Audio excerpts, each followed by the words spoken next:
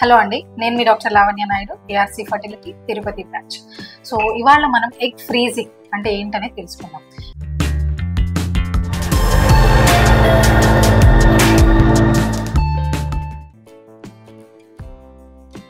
ఈ egg freezing ఎవరిలో చేయాలి అండ్ ఏ ఏజ్ లో చేస్తే మనకు గుడ్ సక్సెస్ రేట్ ఉంటుంది అనేది నేను ఇవాళ చెప్తానండి. సో మనం రెగ్యులర్ గా వినుంటాం ఇక్సీ అని అంటారు కదా. సో ఏంటంటే ఇప్పుడు మనం ఎగ్స్ ఫీమేల్ నుంచి ఎగ్స్ ని రిట్రీవ్ చేస్తాం అండ్ మేల్ నుంచి స్పర్మ్ ని తీసుకుంటాం అండ్ ఈ రెండింటిని ఏంటంటే స్పర్మ్ ని డైరెక్ట్ గా ఎగ్ లెక్ ఇంజెక్ట్ చేస్తాం అనమాట. ఇది ఇక్సీ. సో అలా కాకుండా మనం ఏంటంటే ఇప్పుడు ఎగ్స్ ఫీమేల్ నుంచి ఎగ్స్ రిట్రీవ్ చేసిన తర్వాత ఆ ఎగ్స్ ని డైరెక్ట్ గా ఫ్రీజ్ చేయడం అనేది ఎగ్ ఫ్రీజింగ్. అంటే మనం ఫర్టిలైజేషన్ అవ్వకముందే ఎగ్స్ ని ఫ్రీజ్ చేసుకుంటున్నాం అనమాట.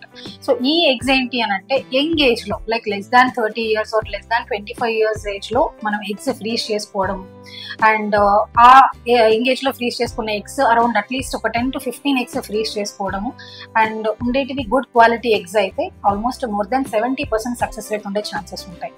అలా కాకుండా మనకి age more than 35 years or more than 37 years లో మనము ఎగ్స్ ఫ్రీజ్ చేసుకొని and usually more than 35 and 37 years age తర్వాత మనం ఎగ్స్ ఫ్రీజ్ చేస్తున్నాం అంటే అవి పువర్ క్వాలిటీ ఉండే ఛాన్సెస్ ఎక్కువ అండ్ తక్కువ ఎగ్స్ కూడా ఫ్రీజ్ చేసుకునే ఛాన్సెస్ ఉంటాయండి. ఎందుకనంటే మన రిజర్వ్ తగ్గిపోతూ ఉంటుంది కాబట్టి. సో ఇలా poor quality and less eggs after 35-37 years మనం ఫ్రీజ్ చేసుకోవడం వల్ల కొంచెం సక్సెస్ రేట్ ఎంగేజ్ లో ఉండేదానికంటే డెఫినెట్ గా తక్కువ ఉండే ఛాన్సెస్ ఉంటాయి. It would be around 40 to 50% success rate. So anywhere 100% success rate అనేది నాట్ పాసిబుల్ అండి.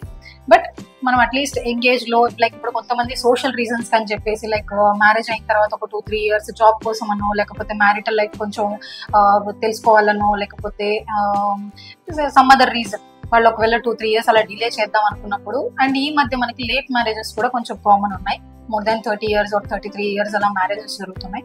సో అలాంటప్పుడు ఏంటి అని అంటే మనకు ఆ quality of the egg maintain అవ్వకుండా తర్వాత మళ్ళీ బాధపడడం కంటే ఎగ్స్ ఫ్రీజ్ చేసుకోవడం అనేది ఇంపార్టెంట్. Okay, thank you.